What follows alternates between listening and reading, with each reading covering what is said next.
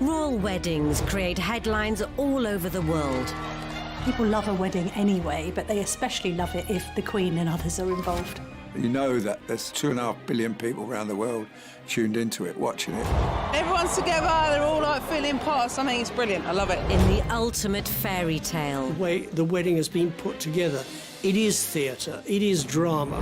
Way beyond any normal nuptials. Can you imagine the pressure to produce picture-perfect happiness? Normal weddings, you can't wear white, you can't outshine the bride, but I thought there's so much going on today that I wouldn't possibly outshine her. As royal commentators dispel the myth of the monarchy. If you're a child in the royal family and you're hoping to grow up and go to an ordinary school, you can forget it. They ended up with the King doing the conga round the staterooms of Buckingham Palace. Experts will break down key archive from crucial moments in royal history. It was a fairy tale created by the Grimm brothers. Anybody entering the royal circles needs to come with their A game. So prepare to discover what actually happens when blue blood runs red.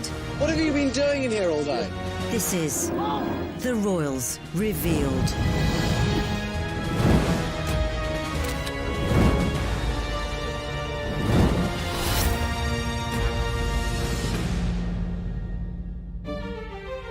In this episode, over the last century, 2 royal weddings have captured our imaginations above all others. Thousands jam the square before Buckingham Palace and the cry goes up, "We want Elizabeth." They've put a broad smile on the face of the nation.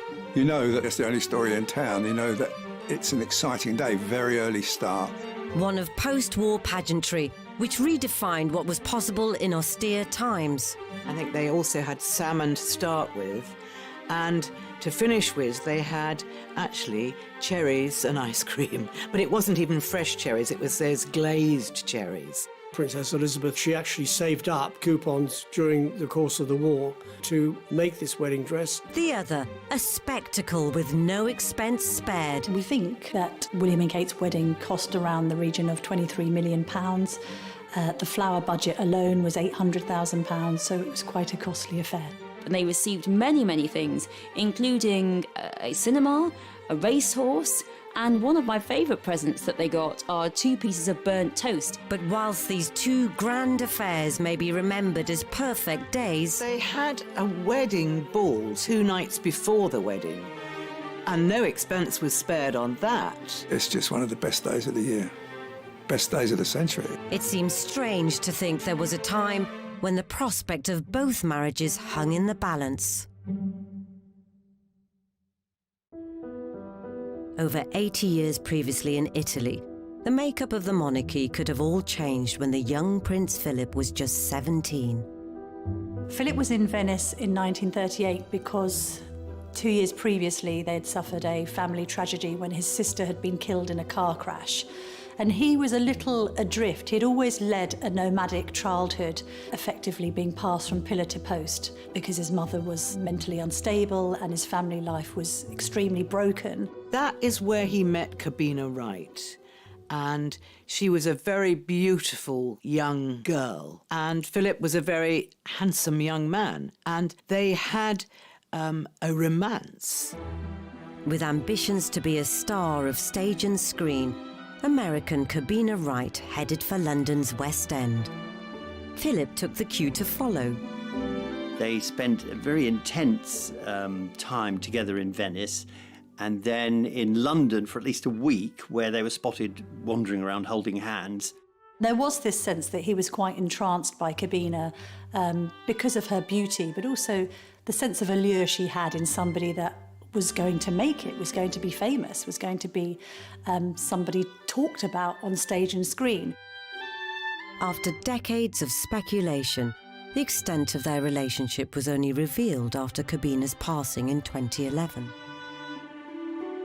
Cabina Wright's obituary revealed that they were much closer than any of us imagine, and that they were madly in love. And when she left to return to America, you know, Philip was almost sobbing at the thought of losing her.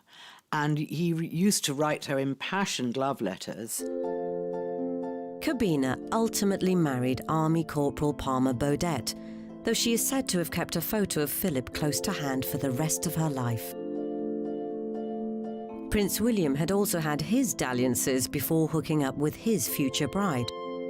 At one point he was linked with Emma Parker Bowles, of all people, obviously related to Camilla Parker Bowles, and equally he was linked to Alexandra Knatchbull, who's a descendant of Mountbatten, again very close relations to the royal family. But the girl who really put Kate's nose out of joint was Jecka Craig, who was a long-term girlfriend of Prince William's before Kate was on the scene, and who still maintained a friendship with William after they broke up. And there was a bit of controversy apparently at William's 21st birthday party because it seemed as if Jecka had been given pride of place alongside him and not Kate. By graduation, William and Kate were officially an item. Very soon, Kate Middleton could be one of the most famous women in the world, and yet she must try to forge a career on her own terms. The future was also far from certain for distant cousins Elizabeth and Philip, who by 1946 had begun to share each other's company at royal gatherings.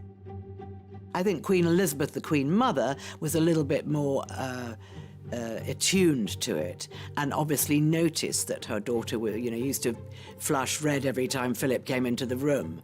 But I still don't think they thought there was absolutely any possibility of a marriage. I mean, they had Elizabeth lined up to marry a member of the British aristocracy. That's what they wanted for her. Whether he was mindful of these doubts or not, Philip popped the question. He proposed to her at Balmoral, and we know nothing more. We would all love to know how he did it. Did he go on one knee? Where was it? But I don't know. Either it's lost in the mists of time, or no one is ever going to say. George VI didn't want it to be made public because Elizabeth was only 20, and 21 then was the key age. And I think George VI felt that Elizabeth needed to be 21 before all the fuss that would be made when the engagement was announced. And they said, okay, but steady on. Let's just keep this quiet for the moment. With the king setting out his stall, the budding courtship was put on hold. But their impatience to get to the altar would be nothing compared to what their grandson's betrothed had to put up with decades later.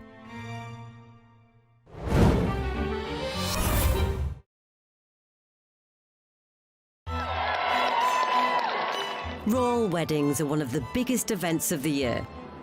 But just like for any couple who tie the knot, the path to walk down the aisle can have bumps along the way.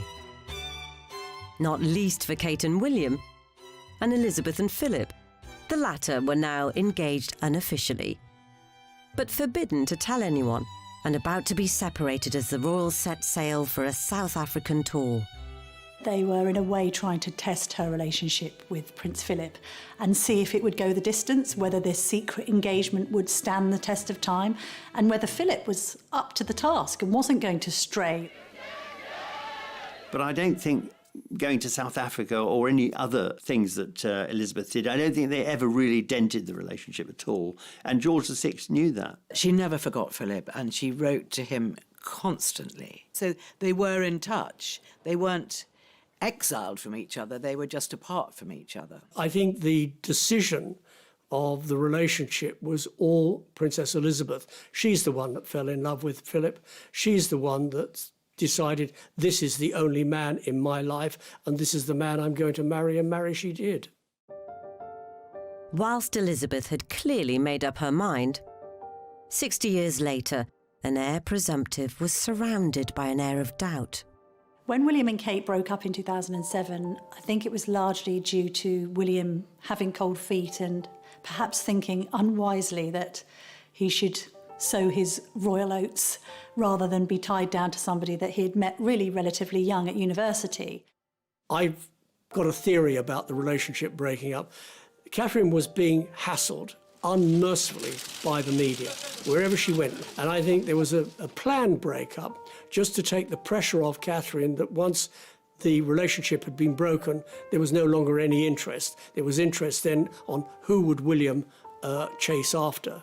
So the focus was away from Catherine and onto William. When it was initially reported that they had broken up, I phoned Kate and said, look, this story's broken. We need to follow it up in tomorrow's newspaper. Have you got any comment to make? And she said very politely and very calmly, look, I've never commented or spoken to the press in the past, and I'm certainly not going to start now, but thank you for your interest. And I remember finding myself saying, well, thank you. Good luck. I hope all goes well for you. Because at that point, of course, we thought that she would just be a Wikipedia entry in Prince William's life. And then a few months later, when she appeared at the concert for Diana, it was apparent that she was still very much on the scene, and that I think William had realised he'd made a gigantic error and returned to her somewhat with his tail between his legs. In July 1947, nearly a year after he proposed, Philip's engagement to Elizabeth was finally made public. The athletic Philip, whose 6'2" frame had caused many a feminine heart to flutter, had agreed to give up any claim to the Greek throne and dutifully became a British commoner. The last obstacle to their promised marriage had been overcome. The heart of the world is thrilled by the prospect of one royal wedding with a genuine aura of romance. But the upbeat news reports belied some unease behind the scenes. There was still suspicion around Prince Philip as they announced their engagement because of his connections to Germans. I think a poll was carried out at the time which suggested that 40% of the British public were opposed to the marriage. There were elements in the royal family, or among the advisors, who still didn't really feel this was the best thing, simply because Philip had this sort of foreign aura. And the prospective in-laws still weren't too keen. And they thought for their daughter they could do better. They thought too, not just about their daughter's happiness, but they also thought about support for her when she eventually became queen. Was Philip the right man? Apparently the Queen Mother used to refer to Prince Philip in quite disparaging terms as the Hun, which was seemingly a joke born out of the fact that Philip's sisters were married to SS officers. And the Queen Mother never made any secret of her distrust of the Nazi regime, let's put it that way. Did Queen Mother call Philip the Hun?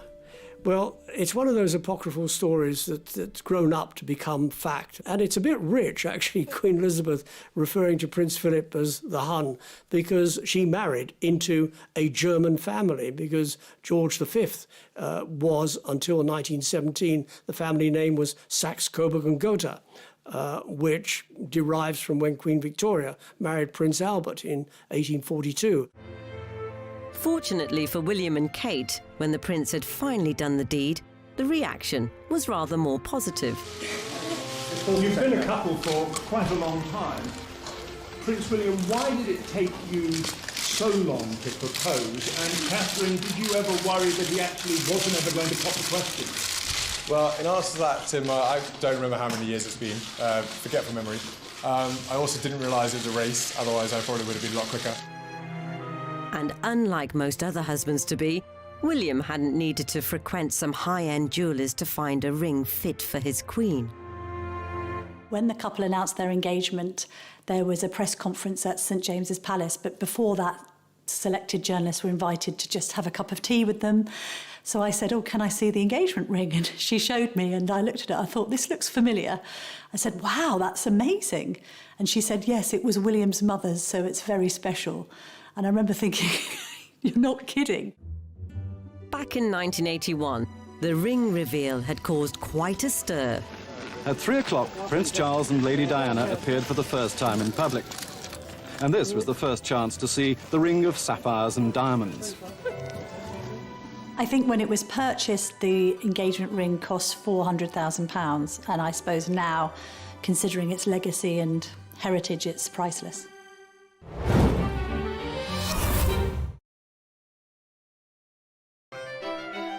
In stark contrast, the penniless Prince Philip had to think outside the box for Elizabeth's ring. When they left Greece, Prince Philip was carted off with his mother in a cardboard box. To sort of wander around Europe. Philip was very, very small at the time. She did manage to sneak out a few bits of jewellery, one of which was a tiara, which she gave to Philip, which Philip eventually broke up, and it went to make up the engagement ring. When he presented it to the princess, it was just a little big, but she was so excited she wanted to wear it anyway. And she said it didn't matter that it was a bit big. Obviously, it went back to be altered eventually, but she was so excited and she was thrilled to think that he designed it himself. And basically, the Queen has never taken it off. And it's definitely her favourite piece of jewellery. As Diana's diamond twinkled on Kate's finger, the media started to take aim at her family. As you know, Catherine and Prince William have been going out together for quite a number of years, which is great for us because we've got to know William really well. We all think he's wonderful and we're extremely fond of him. There was a lot of criticism as well that people forget of her seemingly being lazy, not really having a proper job, waiting around like a doormat to be proposed to. There's a sense that there wasn't much to her. There was also a great deal of criticism of her mother, Carol, having been an air hostess, and she was dubbed Doors to Manual in the press. Kate and her sister Pippa were referred to as wisteria sisters in that they were terribly fragrant and with a ferocious ability to climb. So there was this sense that, on one hand, the Middletons were these pushy and aspirational middle-class family desperate to break into the royal fold. With both engagements announced, the build-ups could begin and time was of the essence. I suppose the Queen and the King were keen for her to get married because you've got to remember George VI was very ill. Princess Elizabeth was already standing in for him on certain engagements, and he probably felt secretly that he didn't have long in this life. And therefore, I suppose it was necessary that she did settle down with somebody that she loved. Elizabeth and Philip also had to contend with wedding planning in a time of post-war austerity and faced particular difficulties with regards to the bridal gown. There was controversy in certain sections of the media over the wedding dress, that it seemed to have cost a lot of money. We were still in rationing, so how many coupons went to make up this rather extravagant-looking bridal gown? There's a lot of talk that people actually sent in coupons, but the royal family being the royal family, they didn't accept unsolicited gifts, and the coupons were sent back to the senders. She was sent all kinds of bolts of cloth. She was sent nylon stockings. I mean, the public really entered into the spirit of this wedding. So how did the princess afford her dress? The government were really quite generous at the time. They gave Princess Elizabeth 200 coupons, which she actually saved up. She'd also saved coupons during the course of the war to make this wedding dress and look absolutely terrific in what was a grand occasion. Of course, the dress is the talk of literally every wedding. So when it comes to the royals, that intrigue goes into overdrive.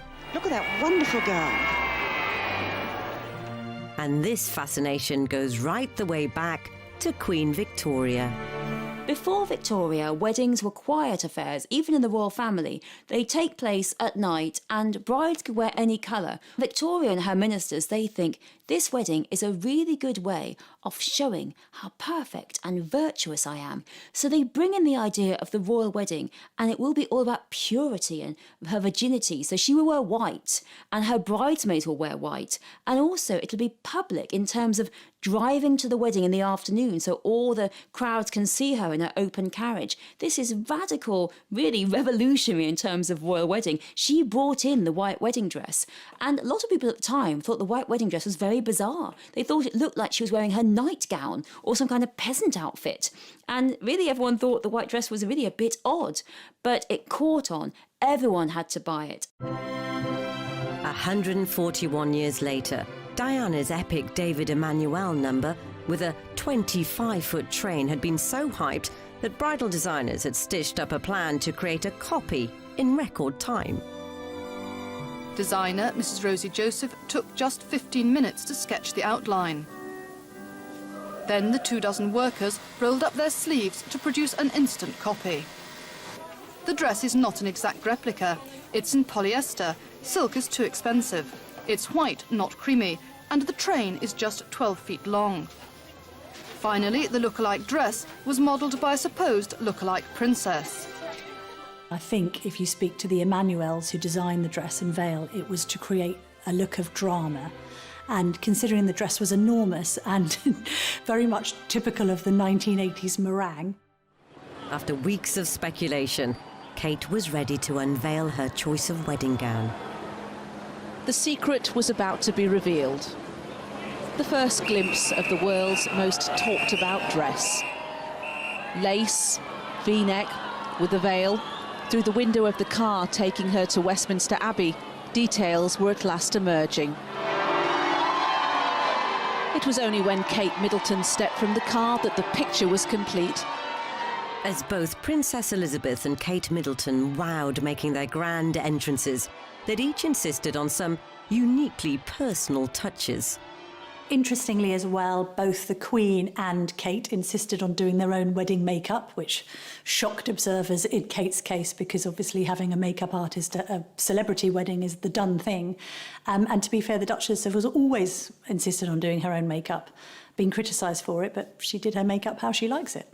Despite her beautiful couture dress, the Queen didn't want to have her makeup applied by somebody else because in those days makeup could be very thick and very unattractive.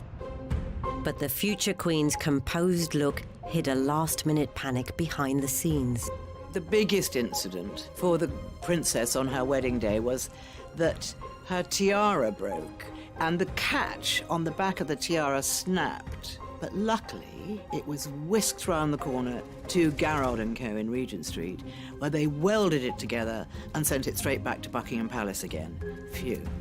But if you look very carefully, the one side is slightly higher than the other side, and it served its purpose. But it has subsequently been repaired properly because the Princess Royal used it for her wedding in 1973, and more recently Princess Beatrice wore it for her wedding. On Beatrice's wedding day, it's very slightly skew-whiff, and that's because you have to be very careful with that troublesome catch at the back. So as both brides entered Westminster Abbey, it was finally time to get hitched. But that wouldn't be the only hitch along the way.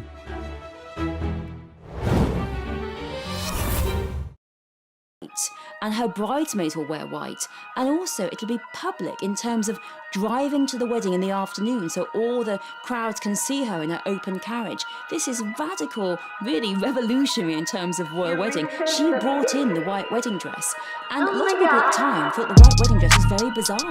They thought it looked like she was wearing her nightgown or some kind of peasant outfit, and really everyone thought the white dress was really a bit odd, but it caught on. Everyone had to buy it. 141 years later, Diana's epic David Emmanuel number with a 25-foot train had been so hyped that bridal designers had stitched up a plan to create a copy in record time. Designer Mrs. Rosie Joseph took just 15 minutes to sketch the outline. Then the 24 workers rolled up their sleeves to produce an instant copy. The dress is not an exact replica. It's in polyester. Silk is too expensive. It's white, not creamy, and the train is just 12 feet long. Finally, the look-alike dress was modelled by a supposed look-alike princess. I think if you speak to the Emmanuels who designed the dress and veil, it was to create a look of drama. And considering the dress was enormous and very much typical of the 1980s meringue. After weeks of speculation, Kate was ready to unveil her choice of wedding gown. The secret was about to be revealed. The first glimpse of the world's most talked about dress. Lace, V-neck, with a veil. Through the window of the car taking her to Westminster Abbey, details were at last emerging. It was only when Kate Middleton stepped from the car that the picture was complete. As both Princess Elizabeth and Kate Middleton wowed making their grand entrances, they'd each insisted on some uniquely personal touches. Interestingly as well, both the Queen and Kate insisted on doing their own wedding makeup, which shocked observers in Kate's case because obviously having a makeup makeup artist at a celebrity wedding is the done thing. And to be fair, the Duchess was always insisted on doing her own makeup, being criticised for it, but she did her makeup how she likes it. Despite her beautiful couture dress, the Queen didn't want to have her makeup applied by somebody else, because in those days makeup could be very thick and very unattractive. But the future Queen's composed look hid a last-minute panic behind the scenes. The biggest incident for the princess on her wedding day was that her tiara broke, and the catch on the back of the tiara snapped, but luckily it was whisked round the corner to Garrard & Co in Regent Street, where they welded it together and sent it straight back to Buckingham Palace again. Phew. But if you look very carefully, the one side is slightly higher than the other side, and it served its purpose.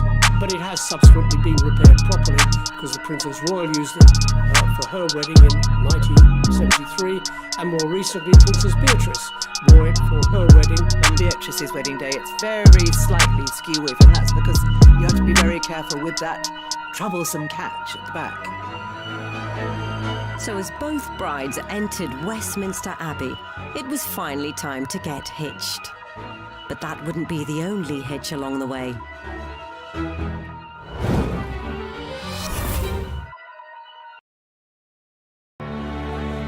As a royal wedding gets into full swing, tens of thousands of well-wishers will line the streets to try and get a taste of the matrimonial fanfare. Some will even camp out overnight to catch one momentary glimpse of majesty. We'll have a great time, won't we, Case? Yeah! Yeah! And as each bride carefully climbs the steps to her ceremony and leaves the cheering masses outside, the rare moment of intimacy at the altar hasn't always gone to plan.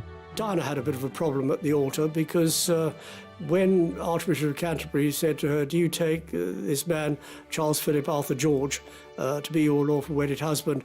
Diana got the names mixed up. I, Diana Francis. Take thee, Charles Philip Arthur George. Take thee, Philip Charles Arthur George. William also struggled to get the wedding ring onto Kate's finger when they were at the front of the congregation at Westminster Abbey. What's so interesting about, William struggling to get Kate's ring on, or Diana getting Charles's names slightly the wrong way round, is actually what makes them human, that we are all capable of succumbing to pressure, especially under such circumstances where the whole world is looking at what you're doing. As the crowds congratulated in force, it was action stations for the press pack, like veteran royal photographer Arthur Edwards. You know that it's the only story in town. You know that it's an exciting day, very early start, at least 5 o'clock start. Get through the crowds to where your position is. I had the right pass inside the forecourt of Buckingham Palace. And of course, they looked after us very well. We went there early, got there very early. They laid on a room for us with refreshments and armchairs and television, so we could watch the whole of the wedding taking place at Westminster Abbey. And then, of course, when our turn to take up our positions came, it was easy, we just went into position. The prime spot is one which will give the best vantage point of the balcony, a long-standing symbol of the link between monarchy and the masses. The balcony at Buckingham Palace is effectively where the window frame through which we see the royal family. Buckingham Palace was a focal point because the King and Queen were there. And as soon as the war ended, they made what's called the balcony appearance. So the British people associated the balcony with pomp and circumstance and happiness and celebration. That has always been the case, and especially for weddings. It's exciting, and look round and there's people, their noses pressed up to the railings of Buckingham Palace, and they're all excited and can't wait for the royals to come on the balcony, and you do some pictures of them, and that's the build-up, and then they come up on the balcony and they just roar. Here we go. Then you start firing pictures like crazy. The main picture I'm looking for is the kiss picture. I mean, that's going to be the page 1 picture. And historically, that's not always been the easiest shot to get. When Charles kissed Diana, it was a fleeting kiss, one kiss, bosh, and very, very quick. And many of the photographers there missed it. When Fergie gets on the balcony with Andrew, the crowd starts saying, kiss, kiss, kiss. And I remember Fergie holding her hands up to her ears and they were saying kiss. And he kissed her for so long. Again, the crowd roared its request. What's that, said the couple, as if they didn't know. Of course they did. And this was what the crowd was waiting for.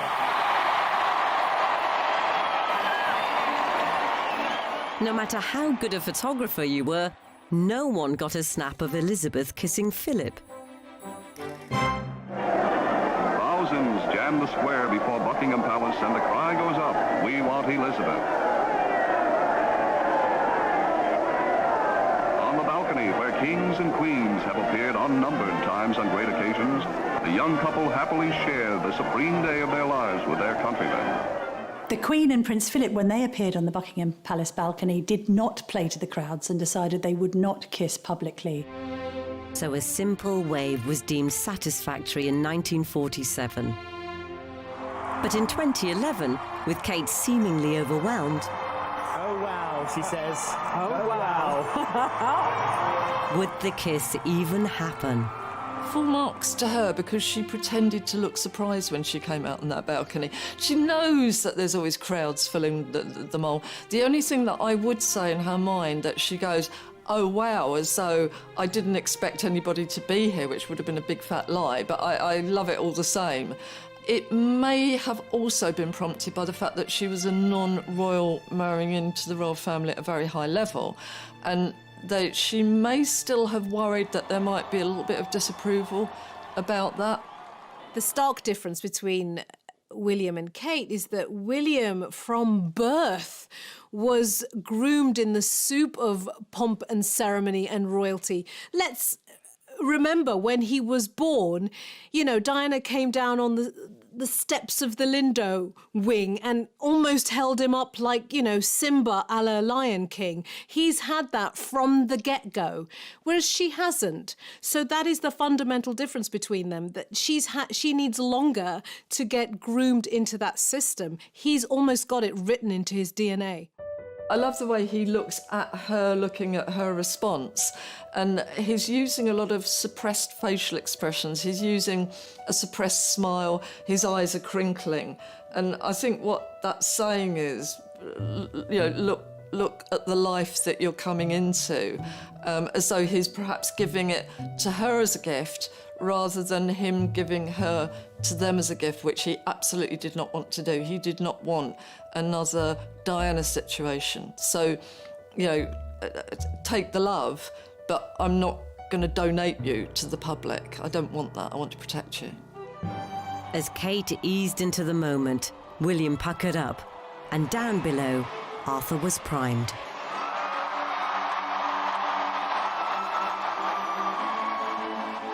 It was lovely. It was joyful to watch and joyful to be there and great to capture. And I remember sending a set of pictures to William and a set of pictures to the Queen. And I remember the Queen stopped me at a school in Windsor she was visiting.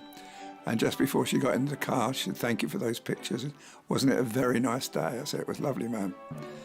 And I felt on top of the world, you know. She liked the pictures. But from some angles, there was an untimely bit of inadvertent photo bombing. Some would say William and Kate's balcony kiss was spoilt by the sight of a little bridesmaid called Grace Van Cutsum covering her ears with her hands, seemingly completely horrified by the cheers ringing out outside. But then others look at that photograph and just say that it perfectly paints a picture of what weddings are actually like in reality, because there isn't a bride or groom out there that doesn't know that there can be an errant bridesmaid or page boy just about to ruin everything. If the balcony behaviour brought a touch of levity to Kate and William's snaps, Elizabeth and Philip had a much more serious dilemma to contend with in theirs.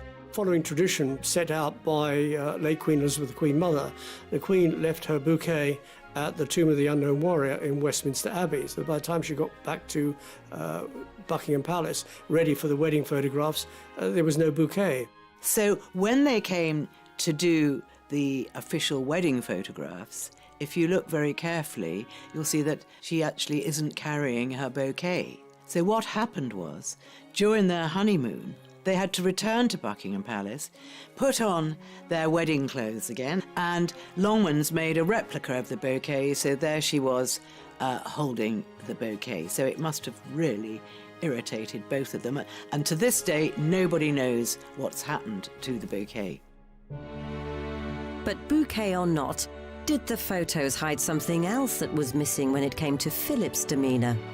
We suddenly had to see this alpha, dominant, very grown-up, much older male taking more of a back seat. Suddenly she emerged looking very womanly, looking like a queen, and absolutely absorbing all of the attention in a way that I don't think the two of them had experienced before.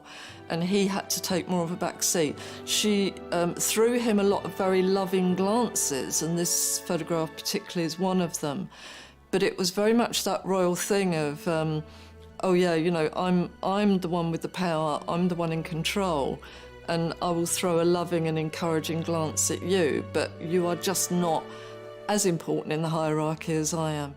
Elsewhere in the palace, the wedding breakfast had been a further challenge at a time of austerity. There was rationing on everything, on clothes, petrol, food, sweets, you name it, there was rationing. So people found it very difficult and struggled in providing food. So the caterers had to get creative with their resources.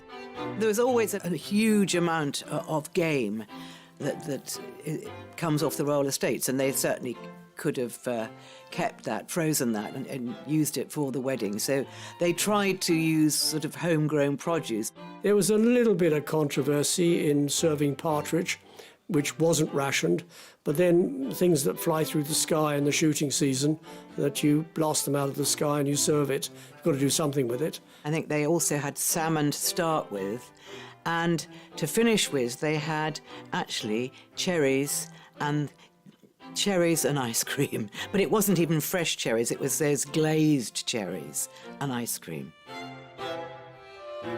However, the budget banquet didn't extend to the cake. It was made by McVitie, who had the royal warrant, and it was 9 foot high, and it had 500 pounds of ingredients in weight in it. And they'd use something like 600 eggs. And it seemed the cake fit for a queen could also tickle her grandson's taste buds.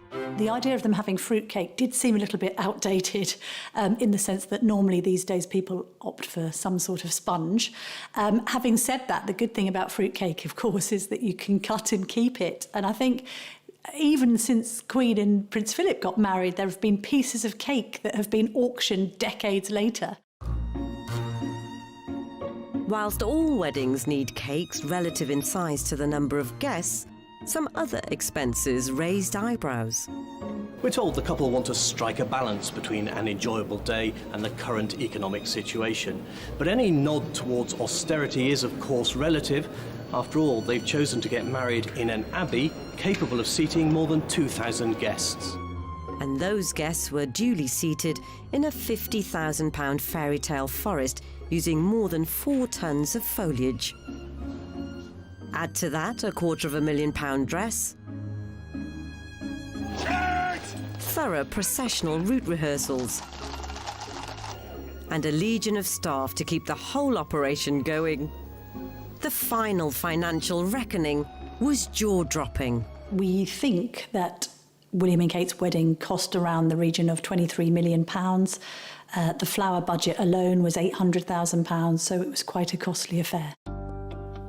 Exact figures for Elizabeth and Philip's wedding aren't available, but it's safe to say that to truly call it an austere occasion would be some way off the mark. Pageantry and splendor are revived for this day in austerity-ridden London, a day which the world shares with Britain. This is the moment for which the teeming millions have been waiting for months. And perhaps controversially, there had been a less well-known extravagance earlier that week. They had a wedding ball 2 nights before the wedding, which is a royal tradition that they have a grand wedding ball, and no expense was spared on that. They had, first growth wines and champagnes, and they had a fantastic band, and they really pushed the boat out, and they have 1,200 guests at Buckingham Palace. And they ended up with the king doing the conga, sort of round the staterooms of Buckingham Palace. So it was a very, very jolly affair. With their wedding days done, the two couples hoped to have a relaxing first few weeks as man and wife. But there was very little chance they'd get to enjoy their honeymoon period, as outside interference ensured the newlywed gloss soon wore off.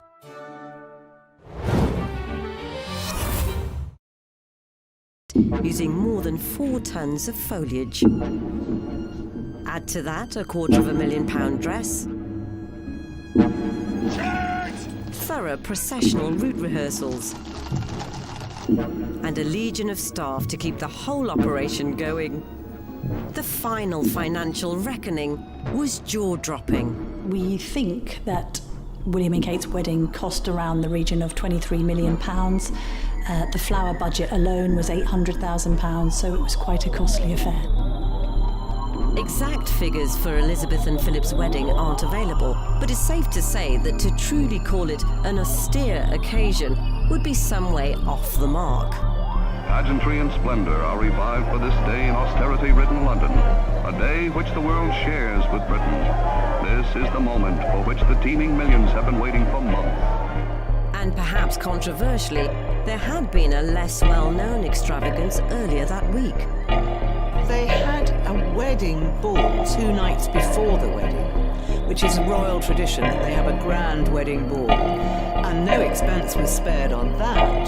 They had, first growth wines and champagnes, and they had a fantastic band, and they really pushed the boat out, and they have 1,200 guests at Buckingham Palace. And they ended up with the king doing the conga, sort of round the staterooms of Buckingham Palace. So it was a very, very jolly affair. With their wedding days done, the two couples hoped to have a relaxing first few weeks as man and wife. But there was very little chance they'd get to enjoy their honeymoon period, as outside interference ensured the newlywed gloss soon wore off.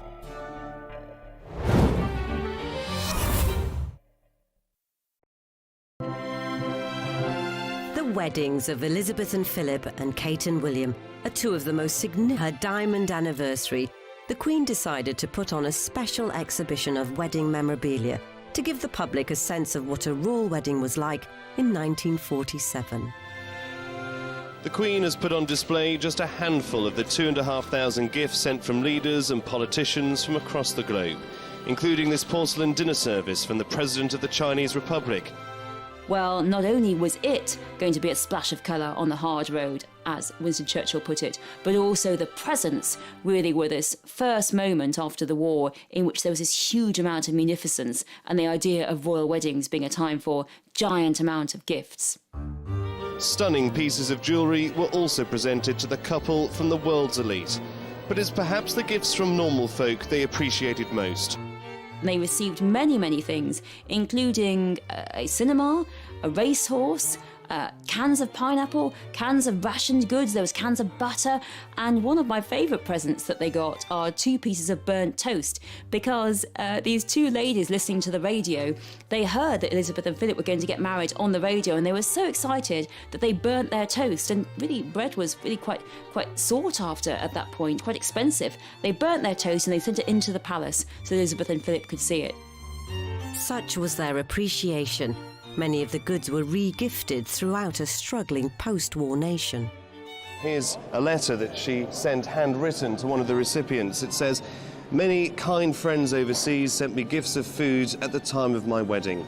I want to distribute it as best I can and to share my good fortune with others. I therefore ask you to accept this parcel with my very best wishes. Elizabeth." William and Kate also gave something back to society.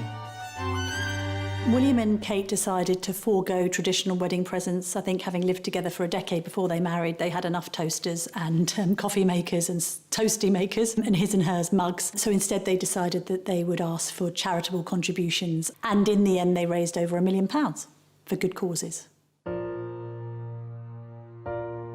Then came the honeymoons, with Elizabeth opting for a budget break, split between the home of Philip's uncle, Earl Mountbatten, and the family estate at Balmoral. I don't think Elizabeth would ever have gone abroad. I think it was always her hope to stay in England, and I think that most brides and grooms at the time had very modest honeymoons. It wasn't really a time of overseas travel. It wasn't a time of hopping on a plane and going off to Italy or going off to anywhere. A staycation might have been sufficient for a future queen in the wake of World War II. But fast forward 64 years, and there was no such scrimping for Kate and Wills, who whisked themselves off to an Indian Ocean paradise. William and Kate managed for quite some time to keep their honeymoon completely under wraps. So although we saw them the day after the wedding, because they did a photo shoot in the grounds of Buckingham Palace, they then disappeared. And it later transpired they'd gone to the Seychelles, literally to a remote island, I think with only about 10 or 11 villas there. So no prying eyes could get anywhere near it. I think that really shows the difference between a honeymoon, between travel, between notions of weddings, and really I think William and Kate's wedding, in which many, many couples across Britain and across the world went on these huge, lavish honeymoons. It shows the difference in the social change, and particularly that William and Kate, even though one day they will be king and queen of Britain, they chose not to have a British honeymoon. Yet somehow, the secret of the secluded destination leaked. There were some photographs taken, I think, by an extremely long lens of the couple strolling on the beach in their swimwear. They didn't emerge until months later, I think in Australia, a Women's Day magazine. What was interesting about it is that the British press must have been offered the shots and rejected them on the grounds that they looked like they completely invaded the couple's privacy. As they approach their 10th anniversary in 2021, Kate and William have some way to go to match the Queen and Prince Philip's 72 years. But both weddings undoubtedly gave the country a boost. While this is by some distance the biggest celebration of the royal wedding across the country, there have been thousands upon thousands of parties as the nation has taken up William and Kate's invitation to be a part of their special day. Even the priests were jumping for joy. Sheer glee. Fantastic. Oh, can't believe it. Now, that's something we didn't expect to see, but that is wonderful. That sums it up. Yeah. In 1947, there might not have been quite the exuberance, but it signified something to cherish following years of devastation. People after the war were looking desperately for something to celebrate. It was just a moment of happiness for everybody. That day would set Princess Elizabeth on a path to lead her nation for the decades that followed, with the constant support of her husband. Now, as the Queen looks to the future, it seems Kate has become much more than just William's wife. I think there's a sense that the Queen and Kate get on really well. They're both quite naturally shy and introverted. I think she admires Kate for the fact that, like her, she's said to not have put a foot wrong. She hasn't sought to overpower or overshadow William as he's gone about his role. I think that they're viewed as quite an equal partnership in the royal family. The Queen views Kate as a very safe pair of hands and a very good consort to William. Will she make a good Queen? Well, she's making a very good Duchess of Cambridge, and if she carries on like this, she'll make a very good Queen. When I see William and Catherine now, I mean, I know that for the next 100 years, it's going to be great. So if William and Kate are in for the long haul, his grandparents provide the perfect blueprint to follow as they try to balance being married to each other and bound to a life of duty.